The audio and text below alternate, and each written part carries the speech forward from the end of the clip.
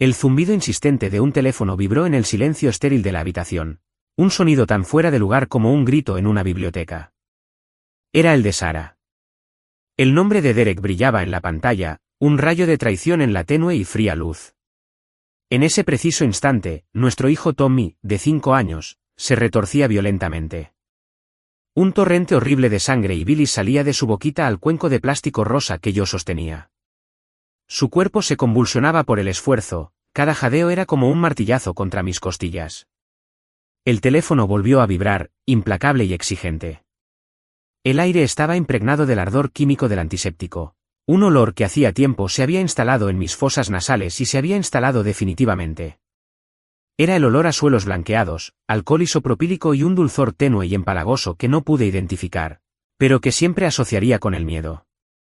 A nuestro alrededor, las máquinas que supuestamente debían salvarle la vida a Tommy mantenían su propio ritmo frío y mecánico.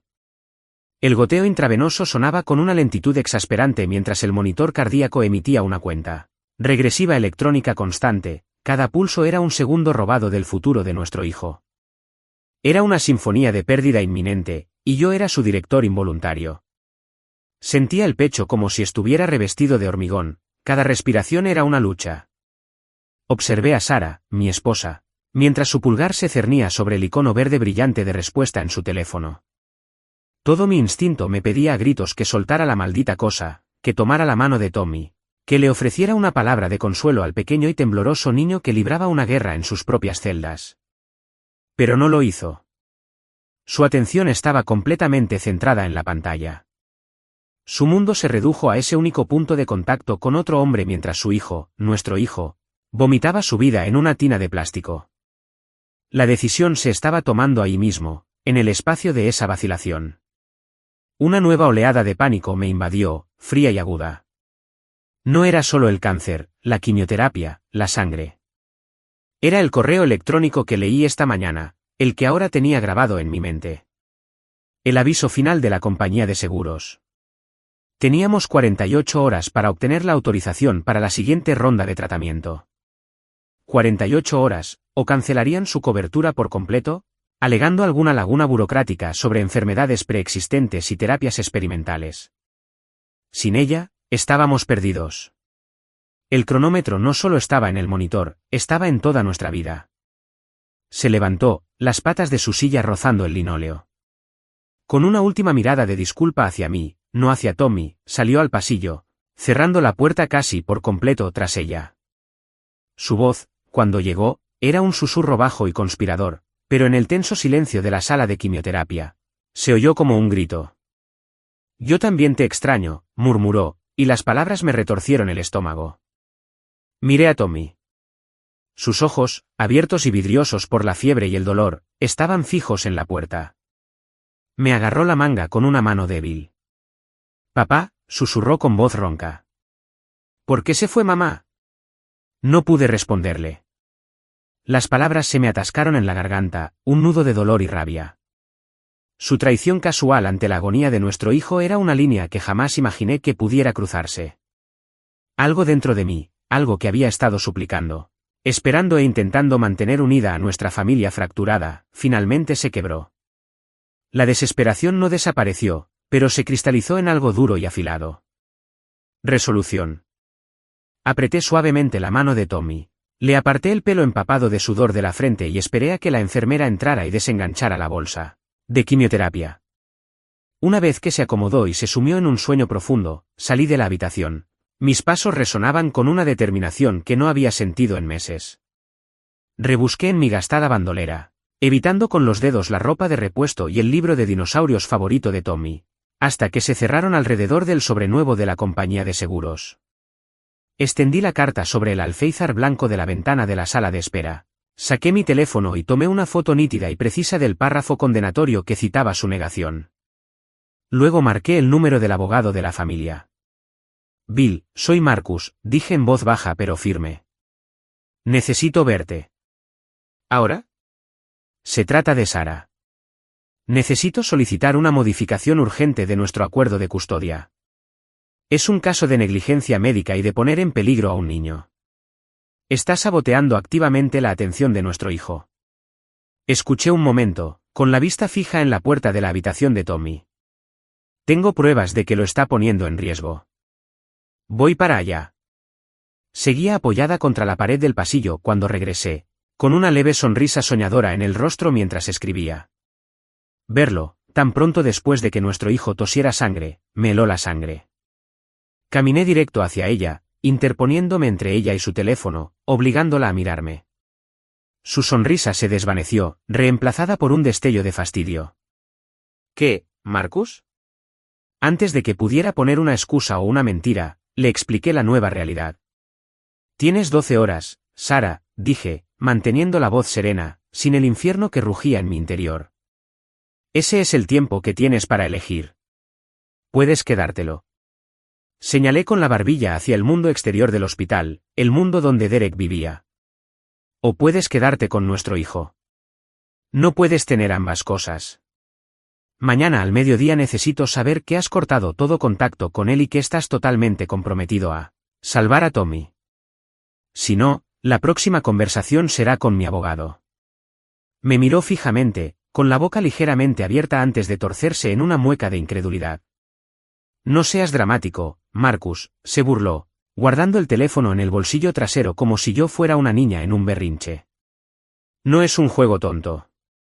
Mi relación con Derek no tiene nada que ver con Tommy.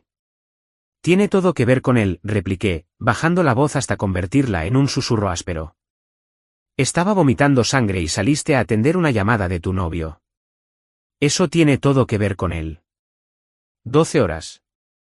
Su risa desdeñosa me siguió mientras le daba la espalda y caminaba hacia el ala administrativa.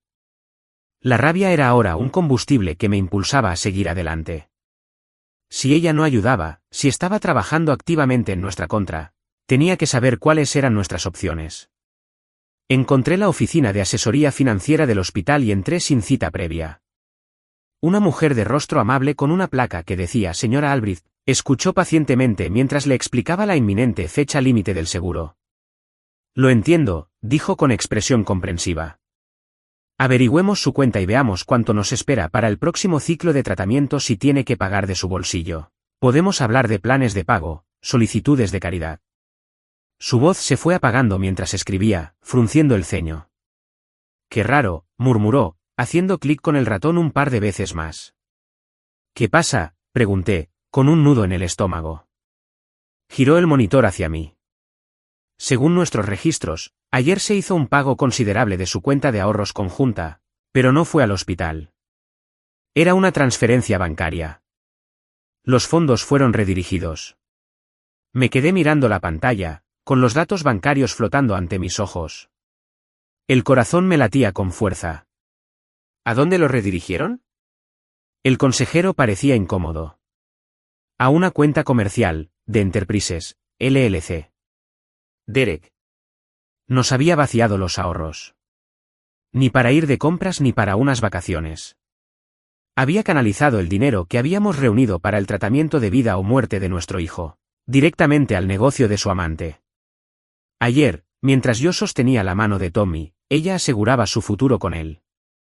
La consejera hablaba de protección contra el fraude y de contactar al banco, pero no podía oírla por el zumbido en mis oídos.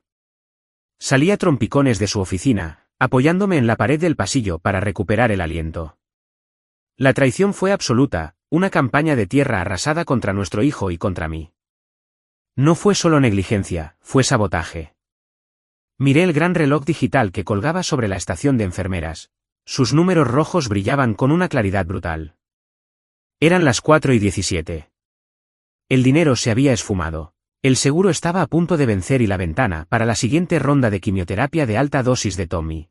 La ronda que los médicos decían que era su mejor y quizás última oportunidad, se estaba agotando. El doctor Chen había sido explícito. El tratamiento tenía que empezar mañana a medianoche para tener alguna esperanza de éxito. El reloj ya no solo corría, sino que se burlaba de mí. El ultimátum de 12 horas que le había dado a Sara me parecía una broma de otra vida. Quedó obsoleto en cuanto salí de la oficina de la asesora financiera. No solo había tomado su decisión, sino que la había liquidado, apostando al futuro de nuestro hijo por un nuevo comienzo con Derek. No había vuelta atrás, no había negociación. Mientras me alejaba del hospital, las luces de la ciudad se difuminaban en franjas de un color indiferente. No conducía a casa, ya no teníamos. Iba al apartamento que había sido nuestro hogar, el lugar donde armé la cuna de Tommy y pinté las paredes de su habitación de un alegre azul cielo. Aún tenía mi llave. No sabía qué esperaba encontrar, pero sabía que no podía dejar que su monstruoso robo quedara sin respuesta. Necesitaba ver su rostro cuando se viera obligada a rendir cuentas, no como una voz distante al teléfono, sino como una cómplice entre las ruinas de la vida que había incendiado.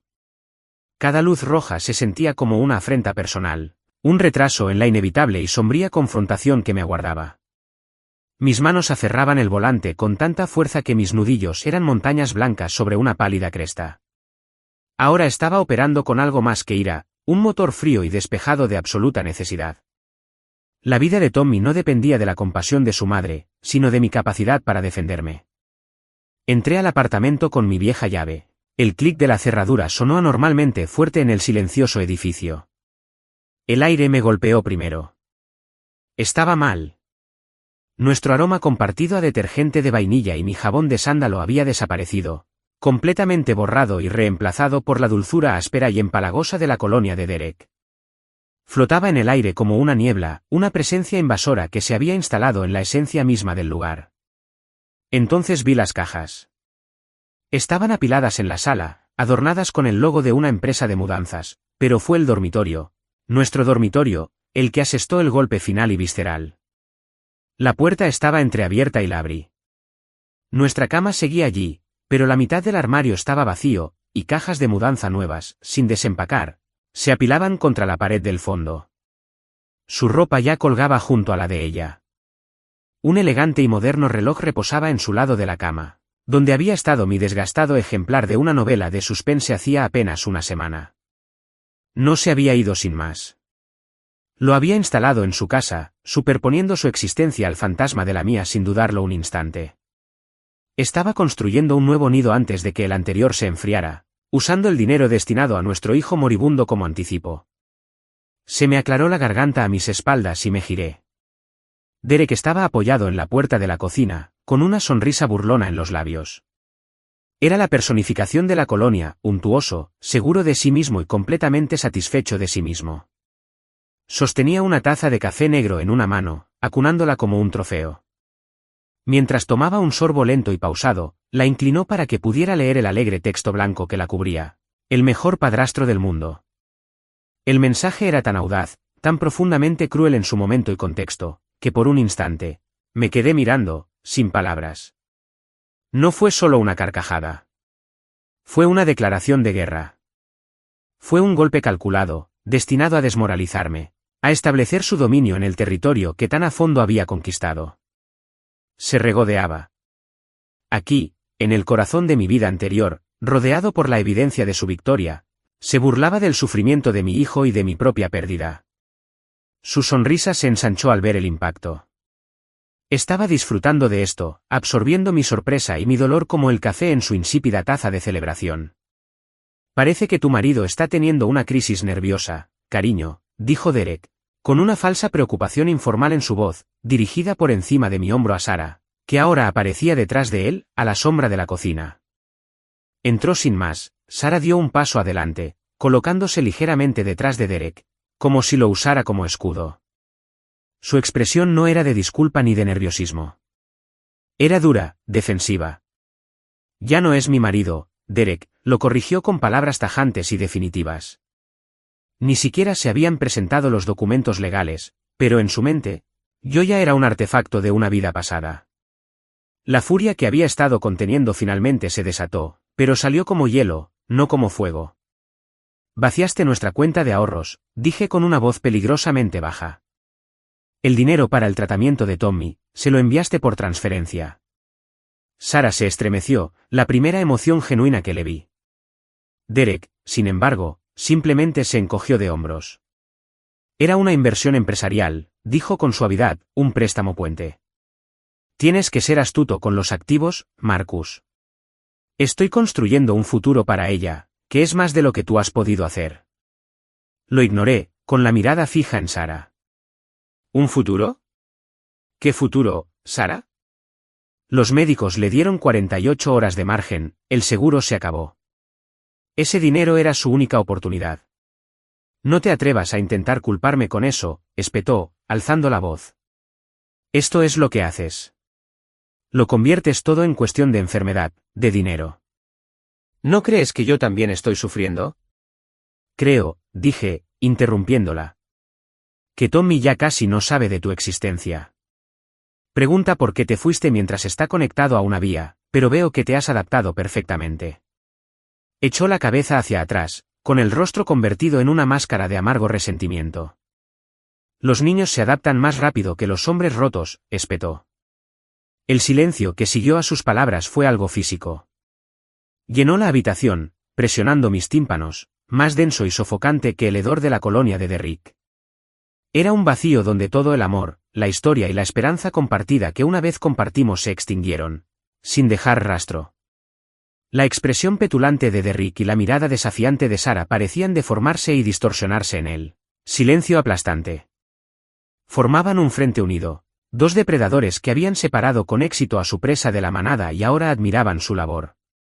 En ese momento, me resultaron más extraños que extraños en la calle. Miré su rostro y luego el de él, y por fin lo comprendí. Ya no quedaba nada que decir, nada por lo que luchar. La batalla por Sara había terminado hacía tiempo. La batalla por Tommy apenas comenzaba. Esa única y cruel frase, los niños se adaptan más rápido que los hombres rotos, fue un regalo. Cortó el último y desgastado lazo que me unía a la mujer con la que me casé. El silencio que dejó a su paso no solo me dolió. Fue un dolor más profundo e infligió un dolor más profundo y duradero que cualquiera de las docenas de inyecciones intravenosas y puertos de quimioterapia que nuestro hijo tuvo que soportar. Era el sonido del fin. Conduje de vuelta al hospital aturdido, mientras sus últimas y crueles palabras resonaban en el interior de mi coche. Los niños se adaptan más rápido que los hombres rotos. Ella había juzgado, emitido su veredicto sobre mi dolor y mi valor, y al hacerlo, me había liberado. La confrontación no me había dado la satisfacción de verla arrepentirse, pero sí me había dado algo mucho más valioso. Claridad. La guerra tuvo dos frentes. El primero, para el alma de Sara, fue una pérdida catastrófica. La segunda, por la vida de Tommy, era ahora mi única misión. No había nadie más. Ni socio, ni aval, ni red de seguridad. Solo estaba yo, un reloj que corría y los restos de una cuenta de ahorros que ella había saqueado para su nueva vida. Al regresar al aire silencioso y aséptico de la sala de oncología, el peso de esa realidad me oprimió. Me acomodé en la silla junto a la cama de Tommy, el vinilo suspiró bajo mi peso. Estaba dormido, su pequeño rostro en paz por una vez, las profundas líneas de dolor suavizadas por la gracia que el sueño le brindaba. Su pecho subía y bajaba a un ritmo constante que desmentía el caos que rugía en su sangre. Lo observé, memorizando la curva de su mejilla, la forma en que sus pestañas rozaban su piel. Los números rojos en el monitor al otro lado de la habitación brillaban, las 9:32. La fecha límite de medianoche para mañana se cernía sobre él, un muro vertical de imposibilidad. No tenía dinero, no tenía ningún plan, solo tenía la desesperada voluntad de no decepcionarlo. Apoyé la cabeza entre las manos. La textura áspera de mis palmas contrastaba marcadamente con la suavidad estéril de todo lo que me rodeaba. Estaba destrozada. Quizás tenía razón, pero yo seguía allí. Mi teléfono vibró en la mesita de noche y levanté la vista de golpe. Un número desconocido con la centralita del hospital. Se me encogió el corazón, y mi mente catalogó al instante cada peor escenario. Una complicación. Una reacción a la última ronda.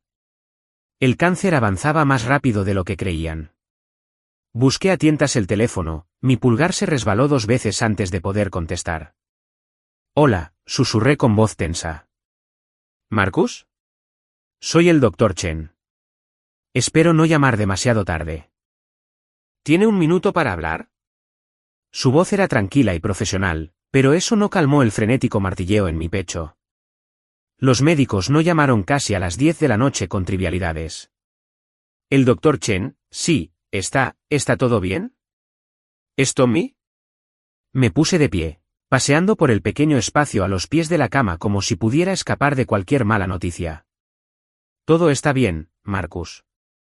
Mejor que bien, la verdad. Por eso llamo. Dejé de dar vueltas. ¿Mejor? ¿Qué quieres decir? Estaba revisando sus últimos análisis de sangre de la sesión de esta tarde, empezó, y oí el crujido de papeles, un sonido que normalmente me llenaba de pavor. Sus recuentos de glóbulos blancos, los niveles de blastos. Marcus, está respondiendo a la quimioterapia. Es pronto y debemos ser cautelosos, pero la respuesta es más agresiva y positiva de lo que esperábamos. La quimioterapia está funcionando, está atacando con fuerza la leucemia. Me hundí en la silla, con el teléfono pegado a la oreja. ¿Funciona? Las palabras me resultaron extrañas. Durante meses, cada actualización había sido una preparación cuidadosamente redactada para lo peor. Habíamos estado librando una batalla perdida, ganando tiempo a pasos brutales y castigadores. Sí, lo que me lleva a mi otra noticia, la verdadera razón por la que te llamo esta noche. Hizo una pausa, y el silencio se prolongó por un instante. Marcus, encontramos un donante. El mundo se inclinó sobre su eje. Me agarré al reposabrazos de la silla para estabilizarme. Un donante, susurré, sin estar seguro de haberlo oído bien. Para el trasplante, pero dijiste que las probabilidades eran astronómicas. Lo sé, pero encontramos a uno. Un joven en Alemania registrado en la base de datos internacional. Es un marcador de 9 sobre 10. Es, bueno, lo más cercano a un milagro que nuestra ciencia puede alcanzar. Un sollozo escapó de mi garganta, un sonido áspero y estrangulado. Esperanza tan larga que un extraño regresó corriendo como una ola gigante, abrumador y poderoso. Fue tan intenso que casi dolió. Una cerilla, repetí, con las palabras saboreando la salvación. ¿Qué significa esto? ¿Qué hacemos? Significa que el juego ha cambiado, dijo el Dr. Chen, con la voz impregnada de una nueva energía. El trasplante de médula ósea ya no es una fantasía lejana. Es nuestro objetivo principal. Es nuestra cura. Pero necesita estar lo suficientemente fuerte para recibirla. Necesita estar en remisión. Por eso, esta próxima ronda de quimioterapia, la que empieza mañana, es la más crítica de su vida. Es nuestro puente hacia el trasplante. Tenemos que combatir la leucemia con todas nuestras fuerzas, lograr la remisión y prepararlo. El tiempo es limitado, pero podemos lograrlo, Marcus. Después de colgar, no podía moverme. Me quedé allí sentada, con el teléfono aferrado a la mano, mirando a mi hijo dormido mientras las lágrimas me corrían por la cara. Un donante, una cura, un futuro. Las palabras daban vueltas en mi mente, tejiendo un nuevo tapiz de posibilidades. En ese instante, una visión floreció en mi mente, tan clara y vívida que parecía el recuerdo de algo que aún no había sucedido. Me vi, dentro de 6 meses, de la mano de Tommy. Llevaba una pequeña mochila azul, con el pelo castaño y espeso, y caminaba, no hacia una sala de quimioterapia, sino por las brillantes puertas rojas de un aula de kinder. Vi la alegría pura en su rostro al ver a un amigo, la energía sana y vibrante en sus pasos. Vi una vida para él. Una vida entera, llena de rodillas raspadas, fiestas de cumpleaños, partidos de ligas infantiles y fotos escolares horribles. Y mientras ese hermoso futuro se consolidaba, en mi mente, otra visión, más oscura, tomó su lugar. Vi a Sara, de pie en el apartamento que había robado. Vi a Derek, cuyo encanto se había desvanecido ahora que el dinero se había esfumado. Vi facturas vencidas amontonándose en el mostrador, seguidas de llamadas de cobro, y luego cartas severas, de aspecto oficial, con texto rojo. Vi un aviso de ejecución hipotecaria pegado a la puerta, la consecuencia final de una base cimentada sobre el robo y la traición. Su ganancia a corto plazo a cambio de una desolación a largo plazo. Pensarlo no me trajo alegría, solo una sombría sensación de equilibrio cósmico. Su camino era suyo. La mía estaba aquí con mi hijo. La visión no solo me dio esperanza, sino también una espada. El obstáculo era el mismo, el dinero, pero lo que estaba en juego ya no era simplemente sobrevivir una semana más. Estaban a punto de conseguir una cura. No lo dudé. Le pedí el número al administrador del plan 401K de mi empresa. Era tarde, pero por algo tenían una línea directa disponible las 24 horas. Un sistema automatizado dio paso a una persona con voz cansada. «Hola». Se comunicó con la línea de retiro por dificultades del servicio de jubilación. «¿Cómo puedo ayudarle?» «Me llamo Marcus Thorne», dije con voz firme y clara. «Necesito liquidar toda mi cuenta 401k inmediatamente». Hubo una pausa al otro lado. «Señor, sin duda puedo iniciar ese proceso por usted, pero estoy obligado por ley a informarle sobre las importantes sanciones financieras. Hay una penalización del 10% por retiro anticipado, además de tributar como ingreso ordinario. Podría perder casi la mitad del valor de su cuenta». «Entiendo», dije. «No importa. Señor, estos son sus ahorros para la jubilación. Liquidar la cantidad total es una medida muy extrema. ¿Has considerado pedir un préstamo con la cuenta en su lugar?» Su voz estaba impregnada de preocupación practicada. «Un préstamo no será suficiente», dije, mirando a Tommy. Pensé en las puertas del jardín de infancia. «Y mi jubilación está aquí, en esta cama. Necesito cada centavo que puedas darme. Necesito que transfieras el importe total de la multa directamente al Departamento de Finanzas de Oncología Pediátrica del Hospital General de la ciudad. Tengo aquí mismo el número de cuenta y el número de ruta». Le di los datos que me dio la señora Albrecht. Hubo más clics, más escritura. «Bien, señor Thorne. He iniciado la liquidación completa y la transferencia bancaria. Recibirá una confirmación por correo electrónico en 1 hora. Los fondos deberían estar disponibles para el hospital mañana». La firmeza de su tono coincidió con mi propio alivio. Lo había logrado. Había sacrificado mi futuro para comprar el suyo. Fue el mejor trato que jamás había hecho. El correo electrónico de confirmación llegó a las 3:14 de la madrugada. Un mensaje automático y estéril que, sin embargo, parecía una escritura sagrada. Los fondos de mi 401k, mi futuro completo, se habían transferido y recibido con éxito en el hospital. Una profunda calma me invadió. Por primera vez en lo que parecía una eternidad, tenía un punto de apoyo. Había recuperado algo de control del caos. Más tarde esa mañana, mientras el sol entraba a raudales en la habitación de Tommy, vi a mi hijo comer unas cucharadas de yogur, una pequeña victoria que me pareció monumental. La esperanza que despertó la llamada del Dr. Chen ya no era una chispa frenética y vacilante. Era una llama constante. Con el trasplante ahora una meta tangible y el tratamiento puente asegurado, mi propósito era único. Salí al pasillo y volví a llamar a mi abogado. «Bill, soy Marcus», dije con voz firme. ¿Hecho? La siguiente ronda de tratamiento está completamente financiada. Casi podía oír su alivio por teléfono. «Es una noticia increíble, Marcus, de verdad. Ahora, sobre la audiencia de emergencia. Presenté la moción, alegando riesgo médico y económico. El juez querrá ver un patrón claro». ¿Mencionaste que se gastó todos los ahorros? Confirmé que lo había gastado todo. Lo transfirió directamente a la cuenta del trabajo de su novio. Bill silbó. «Bueno, ese es nuestro pilar fundamental, pero necesitamos más. Necesitamos demostrar que esto no fue un error de juicio puntual, sino una campaña sostenida de negligencia. Necesito que rompas cualquier vínculo financiero que tengas con ella. Tarjetas de crédito, cuentas conjuntas, lo que sea. Tenemos que demostrar que usted es el único sostén económico estable y que ella representa un riesgo financiero activo para el niño». Su consejo consolidó mi siguiente paso.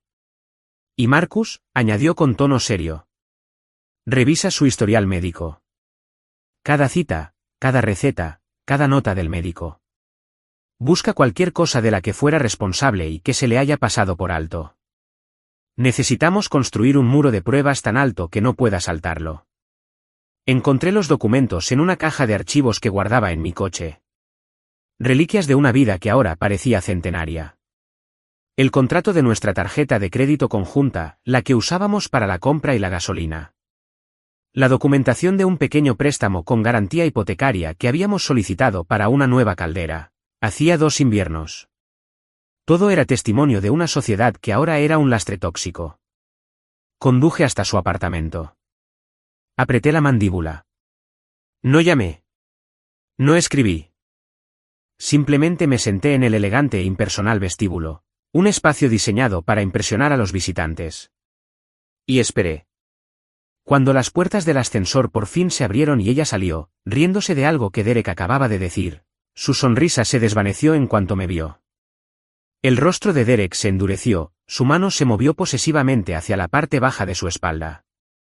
No me puse de pie. No levanté la voz. Simplemente tomé el primer documento, el contrato de la tarjeta de crédito, y comencé a romperlo en tiras pequeñas y meticulosas. Dejé que los pedazos cayeran al suelo de mármol pulido. Marcus, ¿qué demonios haces?, preguntó con voz aguda y alarmada al observar la escena. La ignoré, recogí el contrato de préstamo y comencé el mismo proceso silencioso y deliberado de destrucción. Los pequeños ruidos desgarradores fueron la única respuesta. Estaba desmantelando nuestra vida juntos, pieza por pieza. Ella se abalanzó hacia adelante, sus tacones repiqueteando furiosamente en el suelo. Derek se quedó junto al ascensor, observando con una expresión cautelosa y desdeñosa. ¿Qué te pasa? Esto es una locura. Continué mi trabajo, triturando el papel hasta convertirlo en un pequeño montón de confeti financiero a mis pies. No puedes dejarme fuera, Marcus, dijo, y su voz pasó de la ira a un tono de pánico genuino. Se estaba dando cuenta de que no era un gesto dramático. Fue una ejecución financiera. Le cortaron públicamente el acceso a mi estabilidad, mi crédito y mis ingresos. La miré entonces, con una mirada fría y vacía del hombre que una vez conoció. Mírame, dije. Las dos palabras, pronunciadas en voz baja, tenían más fuerza que un grito. Una mirada desesperada y suplicante se dibujó en sus ojos. No era por Tommy, no era por mí. Era por su estilo de vida, su red de seguridad, que ahora se estaba convirtiendo en basura en el suelo de su edificio. Sigo siendo su madre, insistió, apoyándose en el único título que creía intocable, la única reivindicación que creía que le otorgaba derechos indiscutibles. Hice una pausa, con el último documento entre las manos. Dejé que el peso de su reclamación flotara en el aire un instante antes de asestar el golpe final. Madres, dije con voz clara y cortante, por ella, por Derek y por el portero que fingía no escuchar. No abandones a niños moribundos por amoríos. La dejé allí, entre los fragmentos dispersos de nuestros contratos rotos. No miré atrás. Mi siguiente parada fue la cafetería del hospital, un lugar ruidoso y bullicioso donde podía mantener el anonimato. Compré un café que no tomé y me senté en una mesita en la esquina. Saqué la carpeta gruesa de 3 anillas que contenía el historial médico completo de Tommy. Tal como me había aconsejado Bill, comencé a construir mi muro. Durante las 2 horas siguientes, dejé de ser padre. Era un contador forense de negligencia. Cotejé el calendario de citas que tenía con los resúmenes oficiales de las visitas del hospital. Mi instinto me decía que era inestable, pero la realidad era una abdicación sistemática de sus deberes. Una cita de seguimiento con el nutricionista fallida en marzo. Una consulta de hematología reprogramada en abril a la que nunca lo llevó. Una extracción de sangre rutinaria en mayo que tuve que ir corriendo del trabajo a cubrir en el último minuto. Porque se le había olvidado. Los casos se acumularon. Entonces descubrí el verdadero patrón. Recordé el calendario familiar compartido que solíamos tener en línea. Aún tenía acceso. Con un temor creciente, lo abrí en mi teléfono y lo coloqué junto a la carpeta médica. Empecé con la primera cita perdida de hace 6 meses, cuyo motivo aparecía en el calendario: el viaje de mamá. Revisé sus redes sociales, un lugar que no había visitado en meses. Ahí estaba. Una foto de ella y Derek sonriendo, chocando las copas. La etiqueta indicaba la ubicación, un bar de moda en una azotea de Chicago. La empresa de Derek tenía una oficina allí. Se me heló la sangre.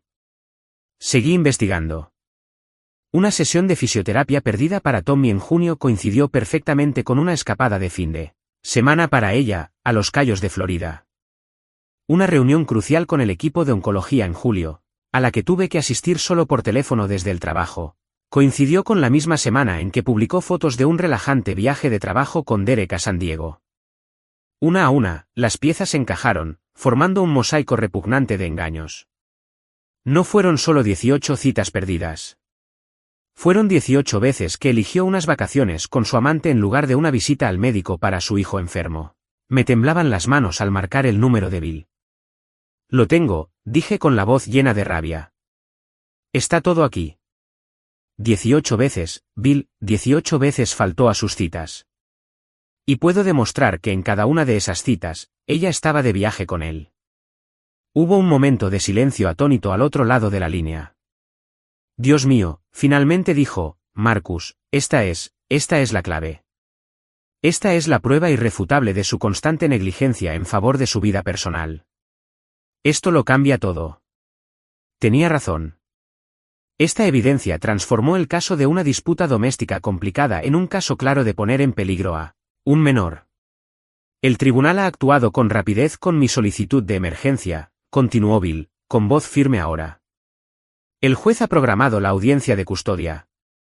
Quiere verlos a ambos en su despacho mañana a primera hora. Me quedé paralizada, con la mente acelerada. Mañana.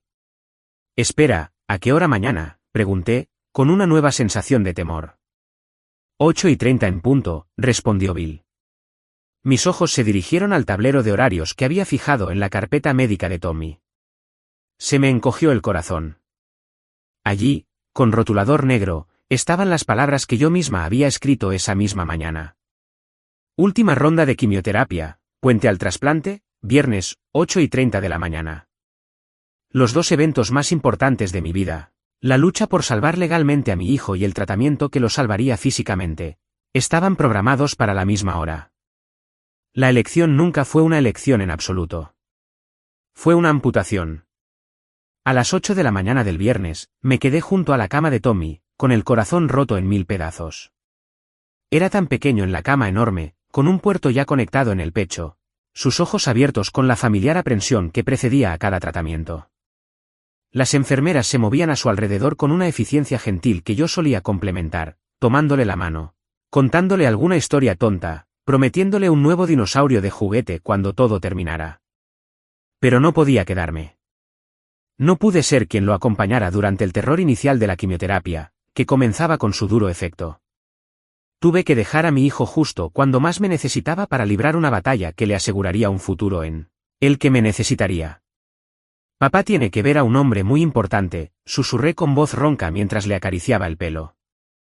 Se trata de asegurarnos de que podamos combatir a los malos en tu estómago para siempre. El doctor Chen y la enfermera Ramírez estarán aquí mismo. Y regresaré antes de que puedas contar hasta 100 millones. Me miró con el labio inferior temblando. Pero te deseo, papi. Cada palabra era una herida fresca. Lo sé, amigo.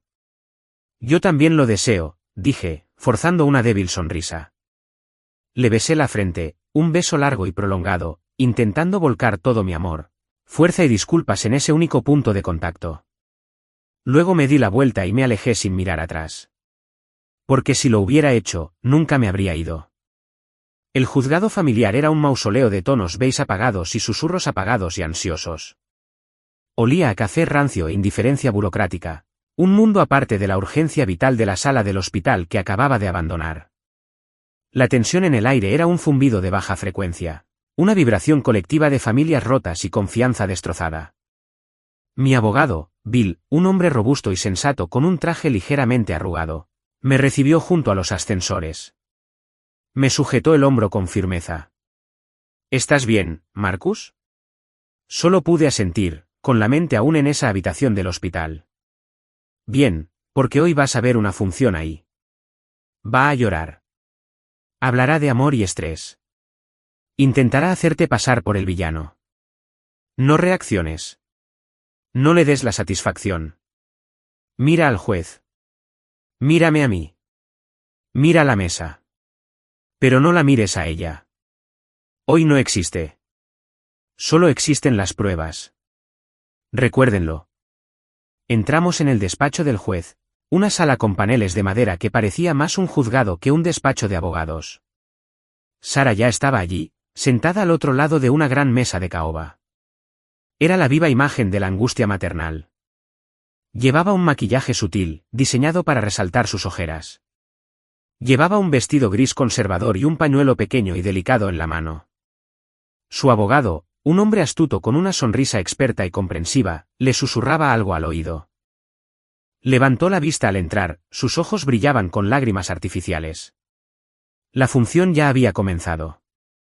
El juez, un hombre de rostro severo llamado Harrison y ojos cansados que habían presenciado claramente todos los matices del engaño humano, dio inicio a la sesión. He revisado la moción de emergencia presentada por el señor Thorne, dijo con voz grave. Y la respuesta de la señorita Sarah. Ahora escucharé breves argumentos de ambas partes antes de tomar una decisión. El abogado de Sarah se puso de pie, con movimientos fluidos y teatrales. Su señoría, lo que tenemos aquí no es un caso de negligencia, sino una familia que se derrumba bajo la presión más inmensa imaginable. Mi clienta, la señorita Sarah, es una madre amorosa que ha estado lidiando con la posible pérdida de su hijo. Sí, ha cometido errores. A veces, su juicio se ha visto nublado por el abrumador estrés emocional y económico. Ha buscado consuelo en una nueva relación, una decisión que lamenta si le ha causado alguna angustia a su hijo. Pero su amor por Tommy nunca ha flaqueado. Hizo un gesto hacia Sarah, quien obedientemente sollozó suavemente en su pañuelo. El señor Thorne, en su propio dolor, se ha vuelto controlador, posesivo y manipulador financieramente. Lo único que mi cliente pide es que el tribunal deniegue esta moción punitiva y le permita participar plenamente en la recuperación de su hijo. Ella no es un monstruo. Es una madre que ha sido llevada al límite. Sarah habló entonces, con voz temblorosa pero clara. Amo a mi hijo más que a nada en este mundo, su señoría, dijo, mirando directamente al juez. Sé que no he sido perfecta. He tenido miedo. Tomé malas decisiones. Pero estoy lista para corregirlo. Solo quiero estar ahí para él. Por favor, no me quites a mi hijo. Bill dejó que el silencio se extendiera un momento después de que ella terminara, antes de ponerse de pie. Sostenía la gruesa carpeta de pruebas. Su señoría, el amor no es un sentimiento. Es una acción. Y las acciones de la señorita Sarah presentan un panorama muy diferente al que acaba de describir su abogado. Se volvió hacia Sarah. Señorita Sarah, usted declaró que su juicio estaba nublado por dificultades económicas. ¿Es correcto? Sí, susurró. Las facturas eran abrumadoras. Entonces, ¿puede explicarme, continuó Bill, con la voz ligeramente endurecida, por qué el 15 de mayo transfirió más de $60,000, la totalidad de la cuenta de ahorros destinada a la atención médica de Tommy, no al hospital, sino a la cuenta de empresa de su novio, Derek? El abogado de Sarah se puso de pie de un salto. Protesto. Las decisiones financieras personales de mi cliente no son relevantes. Lo son cuando implican el robo directo de fondos destinados al cuidado de un menor, respondió Bill, abogado. Revocado, el juez gruñó, conteste la pregunta, señorita Sarah. Sarah tartamudeó. Era una inversión, un préstamo para asegurar nuestro futuro. No pude contenerme. Las palabras brotaron de mí en un susurro gutural y áspero que resonó por toda la sala. Amabas más el dinero de Derek. El juez me miró fijamente. Señor Thorne, un arrebato más como ese y lo esperarán en el pasillo. Asentí, apretando los puños bajo la mesa. Bill insistió, implacable. Hablemos de otra acción. El 11 de julio, Tommy tuvo una consulta pretratamiento crucial con todo su equipo de oncología. Tenías previsto asistir. No lo hiciste. Marcus tuvo que asistir solo por altavoz. ¿Dónde estabas, señorita Sarah? Miró a su abogado con pánico en los ojos. No lo recuerdo. Tenía una obligación laboral. ¿En serio? Preguntó Bill, sacando un fajo de papeles de su carpeta. Porque este es un recibo de tarjeta de crédito de su cuenta conjunta, con fecha del 11 de julio.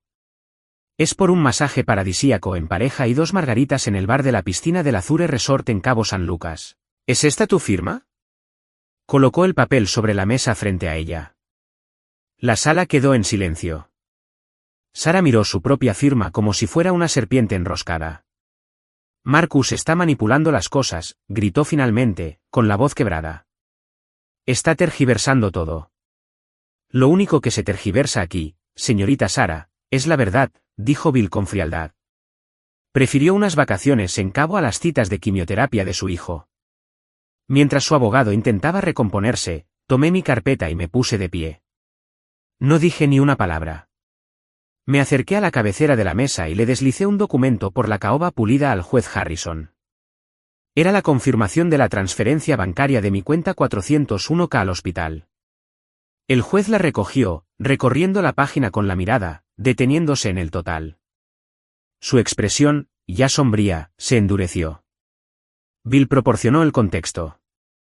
Su señoría, mientras la señorita Sara disfrutaba de masajes en Cabo y agotaba sus ahorros, el señor Thorne tomaba una decisión diferente. Ayer liquidó toda su cuenta de jubilación, hasta el último centavo que había ahorrado para su futuro, para asegurar que el tratamiento de Tommy pudiera comenzar esta mañana. El tratamiento que se está llevando a cabo ahora mismo, mientras hablamos, que el señor Thorne no recibe para poder estar aquí y proteger a su hijo de la misma mujer que dice amarlo. El contraste flotaba en el aire, crudo y condenatorio. Las mentiras de Sara contra mi sacrificio, sus recetas para margaritas contra mi receta para la vida de mi hijo. El juez Harrison dejó el documento sobre la mesa. Miró a Sara y, por primera vez, el cansancio en sus ojos dio paso a un desprecio agudo y manifiesto. No necesitaba oír nada más. La principal y única responsabilidad de este tribunal es el bienestar del niño. Tommy Thorne, comenzó, su voz sin dejar lugar a discusión. De las pruebas presentadas, no de los testimonios, sino de la innegable evidencia documentada, se desprende claramente que uno de los padres ha priorizado sistemática y flagrantemente sus propios intereses, mientras que el otro ha hecho sacrificios que solo puedo describir como absolutos. Me miró fijamente. Señor Thorne, concedo su petición. Se le otorgará la custodia inmediata, exclusiva, legal y física de su hijo. Sentí un alivio tan profundo que casi me dobla las rodillas. Se acabó. Yo había ganado. Él no había terminado. Volvió su mirada acerada hacia Sara, quien ahora lo observaba en un silencio atónito, olvidando su actuación. Señorita Sara, sus acciones son atroces. Demuestran una asombrosa falta de criterio y un nivel inquietante de indiferencia paternal. Francamente, rozan lo criminal. Se inclinó hacia adelante. No tendrás contacto con tu hijo. Sin embargo, creo que incluso en el peor de los casos, un niño podría necesitar algún día conocer a su madre. Por lo tanto, no le retiraré sus derechos hoy, pero sí le solicitaré una evaluación psicológica completa a su cargo. A la espera de los resultados de dicha evaluación, todas las visitas que se le concedan en el futuro estarán bajo estricta supervisión profesional. ¿Me entiendes? Bill me dio una palmada en la espalda, un gesto firme y tranquilizador que me sacó de la confusión de las últimas palabras del juez. Estará bien, Marcus, dijo, con la voz más suave que jamás le había oído. Lo lograste. Ahora vete. Ve a estar con tu hijo.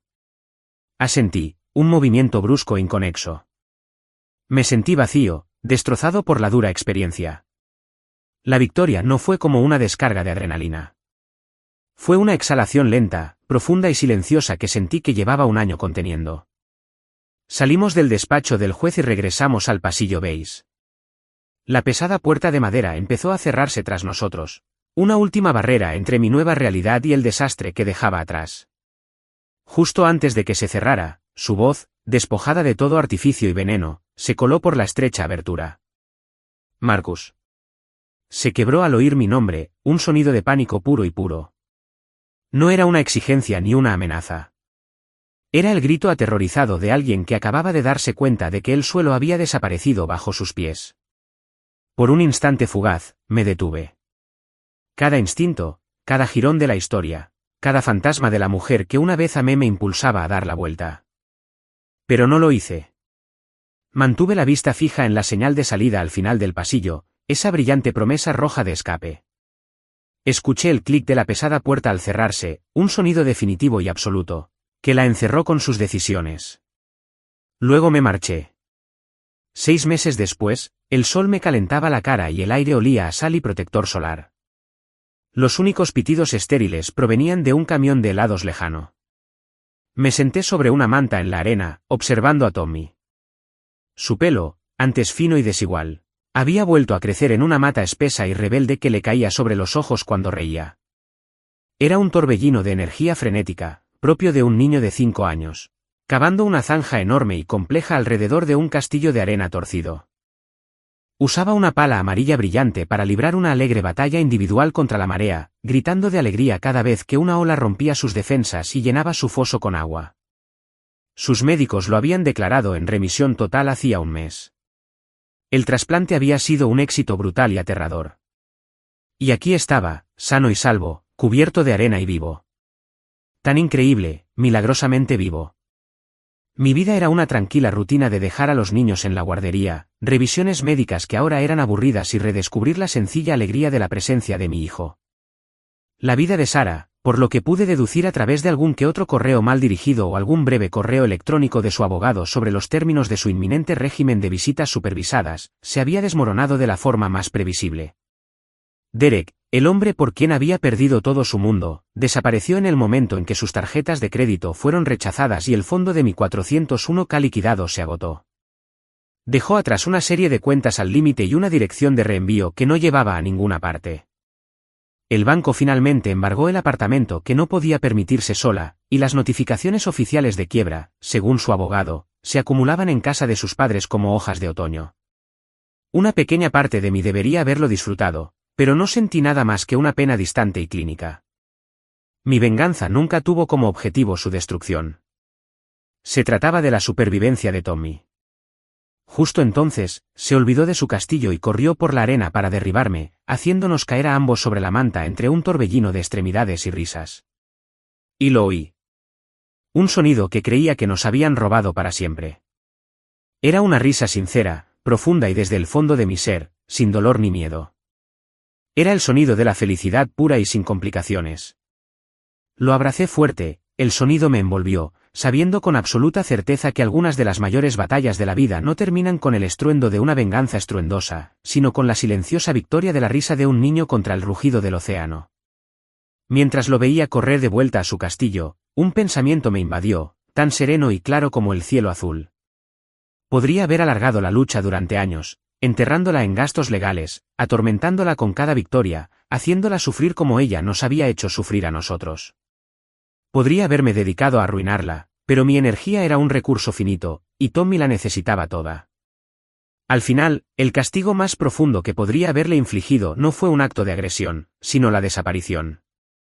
Salí de ese juzgado, de su vida, y me llevé conmigo lo único sin lo cual realmente no podía vivir, no el dinero, ni la estabilidad, sino la validación de mi atención. La había dejado sola en la habitación silenciosa y vacía de sus propias consecuencias. A veces el mejor castigo, la única justicia verdadera, es simplemente irse.